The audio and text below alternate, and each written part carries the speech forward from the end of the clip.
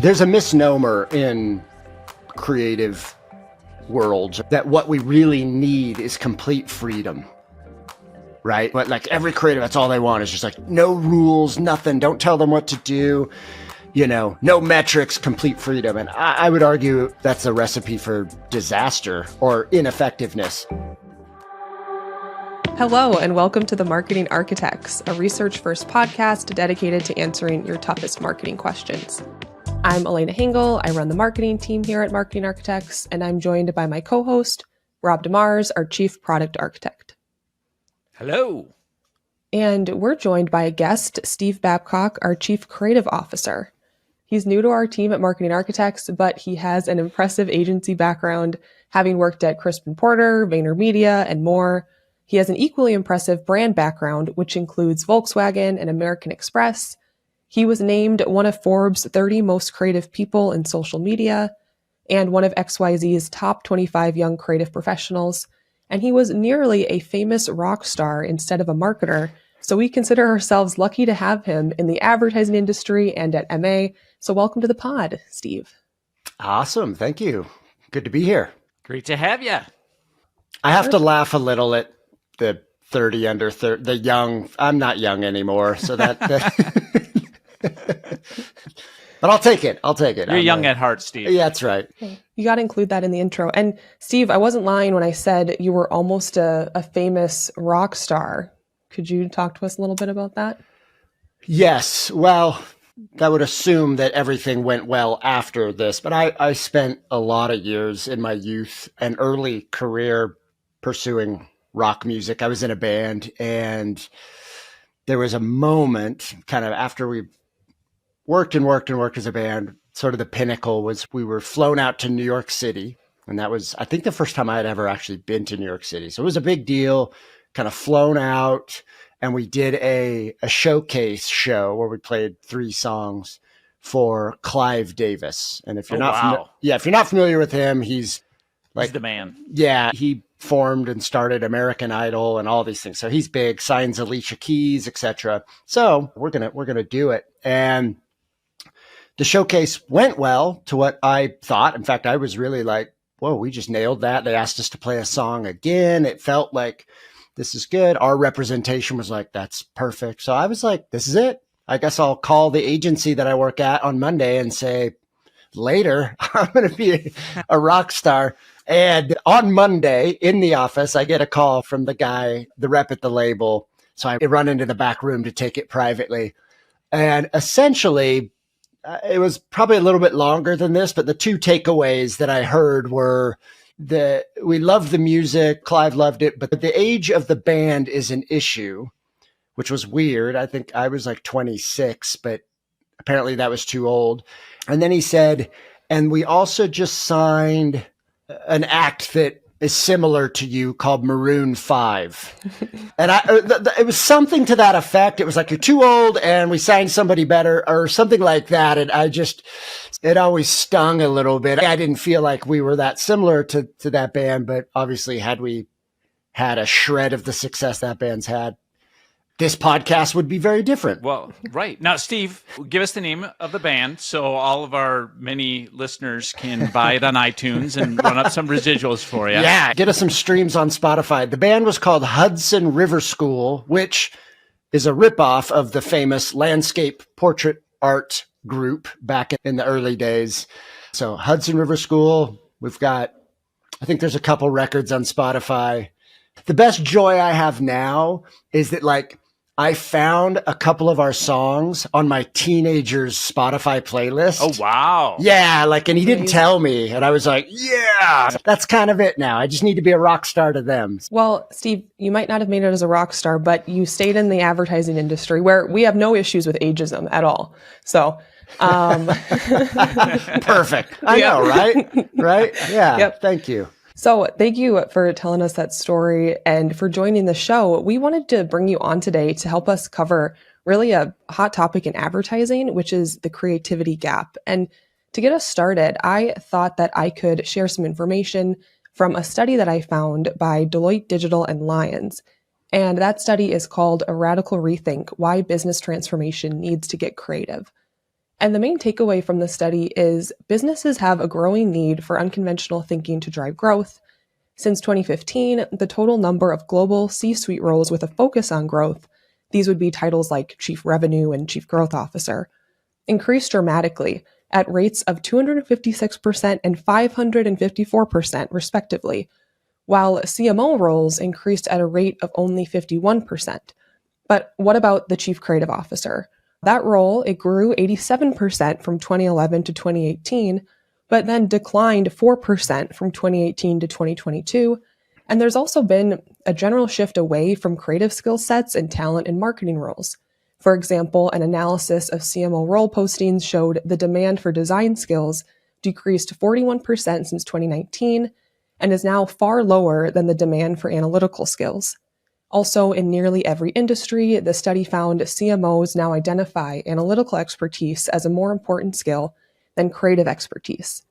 So there's sort of this dichotomy where companies are more focused on growth than they ever have been, but they aren't looking to creativity as a solution. And according to the study, companies are deprioritizing creativity, leaving gaps in C-suite leadership and organizational cultures. Deloitte and Lyons believe closing these gaps is essential to growth, and they do have a few recommendations, including encouraging and considering creative ideas from all different sources, from employees to customers to partners, having patience when demanding creative excellence, and widening the accountability lens so we can properly measure creativity's impact. So there's a lot to unpack with that, Steve, but I thought a good first question for you might be, does this study ring true for you and the challenges that you've perceived creatives are faced with? Yeah, I'm not super surprised by those numbers. For me, I think there's kind of a misunderstanding of the word creativity. Like, what actually is it? I think a lot of us think of artistic ability when we think of creativity. We're like, oh, it's the making of music or images or photography or poetry or whatever.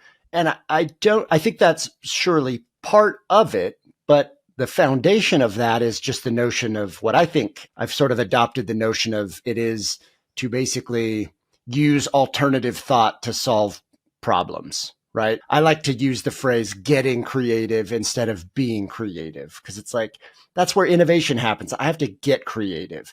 And you've heard me talk about it before, but I very much dislike when people say, especially in advertising, like, well, I'm not a creative.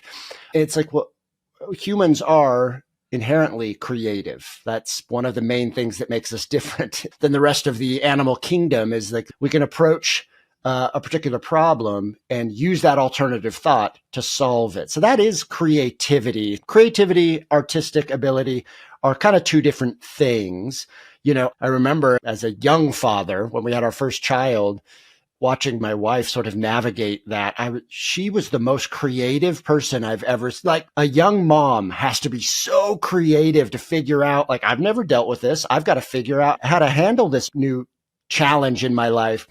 And so, but I think the problem is, and probably part of the reason we're seeing some of these numbers is because a lot of quote unquote, I'll use creative as a title. A lot of creative people in business and especially in marketing tie that to their artistic ability, tie that to their artistic opinion versus I'm a problem solver. Some of my tools happen to be artistic, but I'm a problem solver. And if I'm a problem solver, that means I have to be pretty well versed in analytics. I have to be pretty well versed in media. I have to be pretty well versed in all of these things. And I can't just be this specialist that only makes the video, who only writes the ad. And so when companies are, stretched and looking to like, hey, I need to consolidate or get tighter in my org, what's most important is maybe not the person who's only thinking of creativity as art. So, Steve, you'd say that one thing, quote unquote, creatives could do is tie themselves more to solving problems. Is there anything else you think they could do? Because there definitely is this decline in C-suite roles and the amount of creativity within marketing roles too. Is there anything else you think they could do to reverse this trend? Yeah, I mean, we also live in a day where, as an old person, when I started in this industry, there wasn't really good ways to really measure what we would do, right? I mean, there was definitely like the basic, like, oh, we ran a campaign and sales went up. There wasn't even like clicks to a website at that point. So a lot of listeners are like, how, okay, when was this guy born? But, now where there's so much available information in terms of engagement or metrics of performance that all of a sudden it's like, well, at the end of the day, and I've said this many times, it's like whatever we make or whatever any company makes, like it has to work. But the definition of work is what's very interesting, right? Because work right now, we've become conditioned to like work is this immediate, like, oh, here are these metrics that we've decided to define work. And a lot of times things that maybe don't fit in that immediate bucket can have a potential massive impact a little bit down the line, right? So I just think for organizations, I put the onus on me. I put the onus on people who have creative in their title. Always. It's like our job. We're titled creative. We should be able to be the most creative. And if here's the problem is that our attractiveness or desire to have us is declining, well, what are we doing? What are we doing to show that we are vital? And part of that can't be just like digging our heels in and living in 10 years ago. So I think it really is up to creative directors, chief creative officers, whatever that particular title may be, to realize I have to be more multifaceted. Because I think it comes down to consolidation, right? Part of it was like CMO is like sort of they do everything now, which is potentially where it will continue to go, if you ask me. Steve, you told me a really cool story a while back regarding Domino's that I thought was a really good example of how someone with creative in their title can add value kind of outside of what you would normally think of with a person in that title. Would you mind sharing that story? Yeah. Is this the pizza tracker? Yeah. Yeah. So this was years ago, and I was a creative at an agency called Crispin Porter Bogusky, and we had recently won the Domino's pizza business. And this is, again, everything I'm going to share just shows you how dated I am. This was back when we didn't order food online. Like, it's hard to even remember that now, but this was when like going online and ordering a pizza was like the most foreign thing. Like no one would want to do it. It was weird. It was awkward. We weren't comfortable with it. We would pick up the phone and we would call Domino's for pizza. So put yourself in that mindset. And they came to us and they said, look, we, along with a lot of the industry, have started to realize that, we're getting our online ordering working and it saves us a lot of money in operation costs, right? If people order online, we don't have to have so much staff. It increases ticket price. So typically someone online will order their pizza and then before it checks out, it shows them a bunch of desserts and they're like, yeah, I'll do it. Versus the person taking the order isn't really trying to upsell you or whatever. And then it also reduces human error of just getting the order wrong or whatever. And so they came to us and just said, we just need a campaign that gets people to go order online. And that was kind of it. And as we were thinking about that, I love the creative director at the time. He gave just the best challenge because he was like, whatever we do, don't make it a freebie, right? Because at the moment, that was the thing, was like $1 off, order online, everything, right? Because they wanted you to do it and then maybe you would get used to it. So that was the other challenge. It's like, don't give anything away and get them to order online, which is a thing no one wants to do.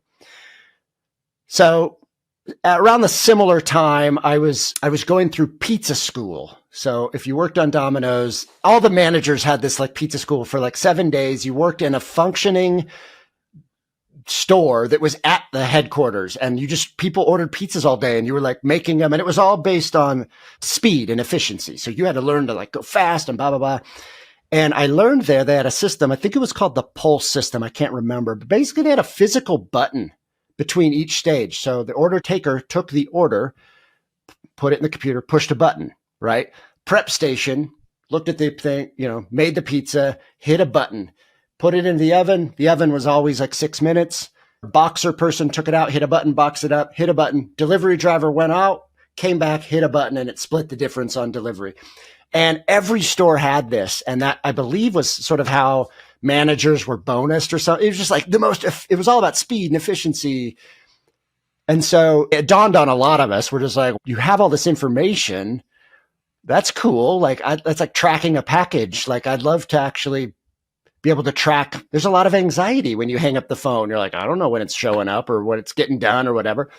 So that started the notion of the pizza tracker, which at the beginning was exclusive to online orders. Now it's for everything. But that was a good example to me of like, it wasn't an ad. I mean, we did make ads that told you about the pizza tracker, but it was a tool or it was a utility. To this day, I'm still pretty surprised by how much impact it had on their business. I think, as cool as it was to almost have moves like Jagger, I think it's way cooler that you are the guy who came up with the pizza tracker. I'm sorry. Like, that's... Yeah, Adam Levine could never. Exactly. Adam Levine never came up with a pizza tracker. TV is the most powerful marketing channel. It's first in effectiveness, leads for trust, and is number one in driving emotion. But it's also expensive, difficult to scale, and hard to measure. So we flipped the traditional agency model on its head and created all-inclusive TV. You get one bill for media. We cover everything else you need to succeed. So say goodbye to hourly agency fees and say hello to making TV work harder than ever. Visit marketingarchitects.com to learn more. That's a great story, Steve. It's such a good example of, like you said, marketers going outside of their role and creatives going outside of their role. Speaking of tracking, one thing I wanted to go back to was the study talked a lot about analytics in marketing. And I've heard you talk about this balance of accountability and creativity. You were mentioning earlier how important it is for creatives to link themselves to business metrics and measure performance, but there's got to be a balance, right? How do you think about striking that balance? Well, to me, there's a misnomer in creative worlds that what we really need is complete freedom. But like every creative, that's all they want is just like no rules, nothing. Don't tell them what to do.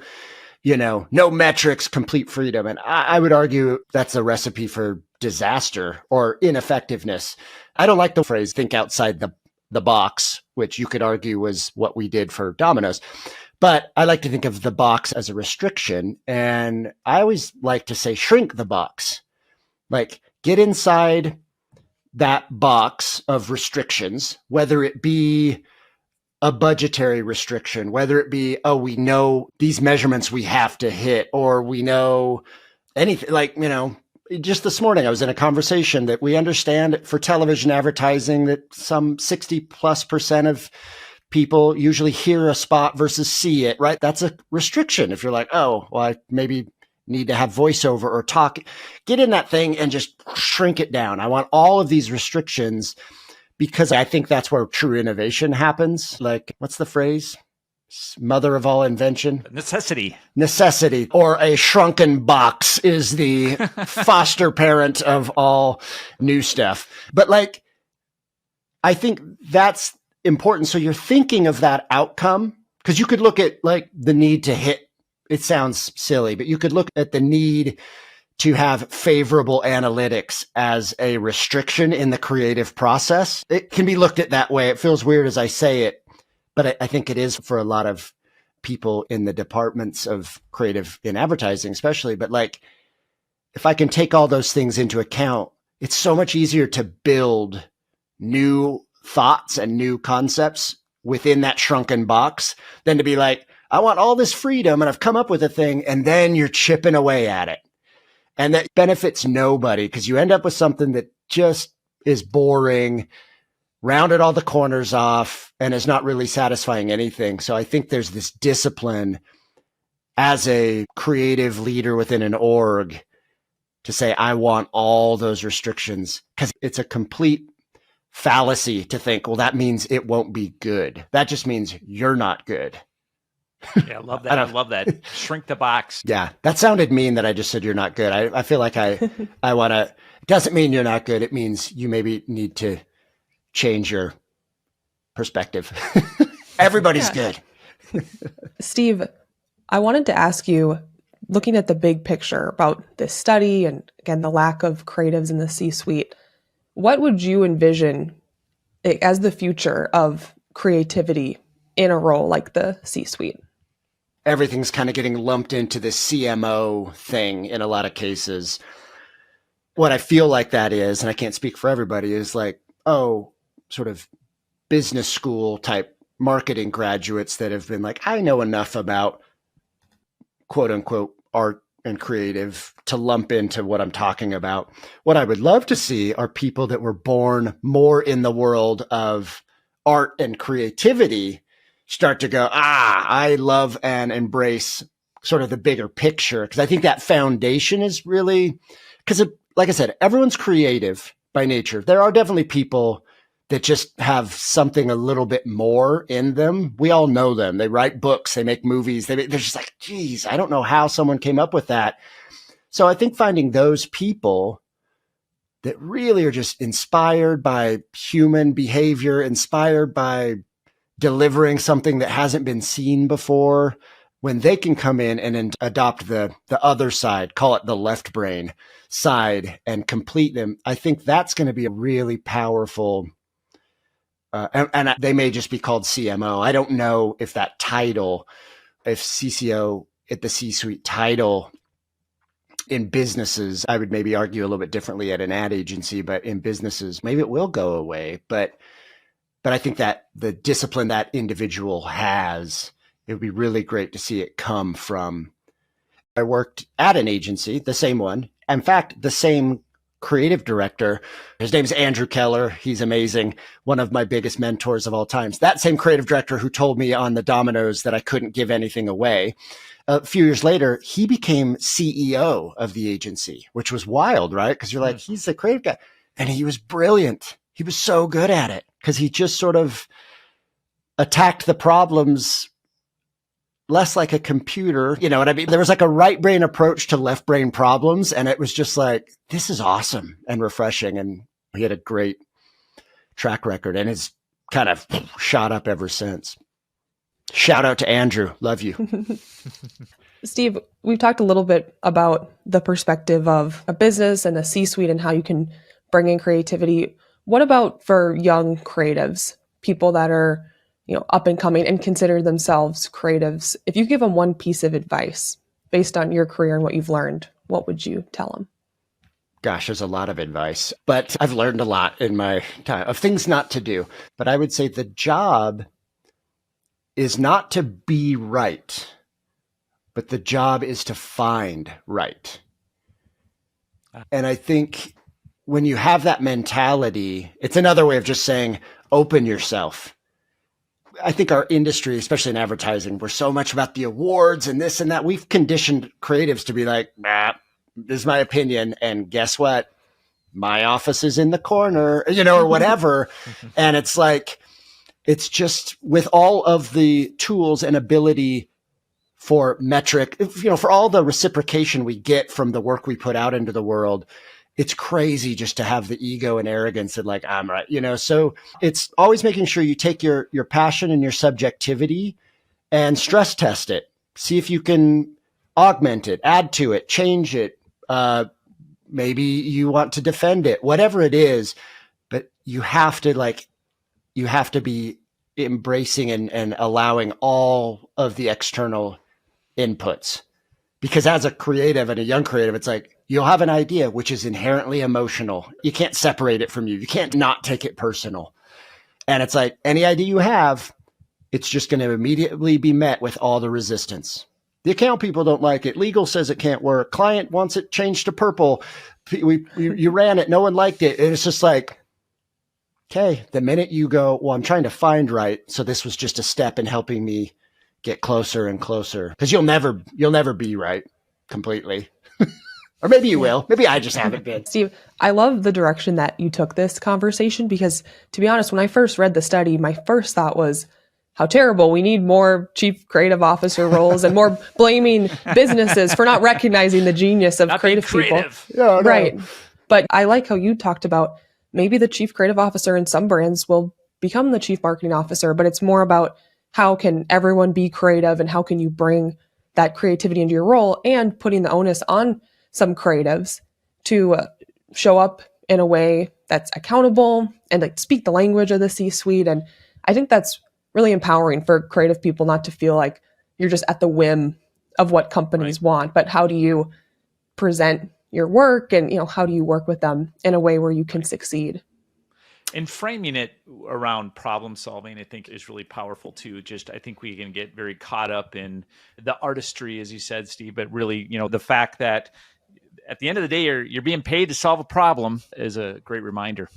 That's right. And I would also say in all things in life, but especially in business, you can't discount bravery, because the best things that have ever existed in our lives are, things that didn't exist before. And so there was bravery to embark in the unknown and try the unknown. I feel like that can't be thought of as an exclusive trait of the creative counterpart either, right? Because I definitely think there's going to be a consolidation of individuals, meaning, hey, we just live in a world where it takes fewer people to screw in the light bulb, especially in like creative departments where it's like back in the day, there was just a writer, there was an art director, there was a designer. People entering the workforce now were born with DSLRs, Adobe Premiere. And I was like, it's not so linear. It's like I can create or make in a variety of ways. That's going to continue to be the mindset in every position. So the more multifaceted you can be, the more value you can bring. And left and right brain, right? It's always like right brains, they're the crazy ones. They're brave. They're like creative and throwing stuff out there. That's sort of stereotypical. Then on this left side, it's usually not. It's like, here are the numbers. Here's what it says. I can forecast, boom. So that would be the call that I would put maybe on the other side. If everyone's trying to come together to this amazing middle, it's, hey, right brain, learn the left brain, learn the right brain. Like everybody get a little more comfortable. But bravery is, even in our own personal lives, I mean, for me, it's hard. It's very hard to be brave. But like, always ask yourself, are we being brave enough? Are we literally just sort of blending in? And I do think a lot of industry could use a little more bravery. That's for sure. Steve, you mentioned light bulbs. Do you know how many art directors it takes to change a light bulb? 47. I don't know. Does it have to be a light bulb? That was a creative inside baseball joke. I love it. Exactly. Yeah. Man, thank you, Rob. Steve just ended with this message of be brave, and you just brought us right back down to to seventh grade humor. That was brave. That was brave to attempt that on this podcast. Let's not encourage him, Steve. I do think that's a perfect note for us to end on. That's it for this episode of The Marketing Architects. You can connect with us on LinkedIn, and if you find our show valuable, please leave us a rating and review. And if you want to know what the research says about some recent news, you can contact us at marketingarchitects.com/podcast. Now go forth and build great marketing. Do you know how many copywriters it takes to change a light bulb? I'm not changing anything. Yeah. You know how many account people it takes to change a light bulb? Can I get back to you on that? Yeah. Oh my gosh.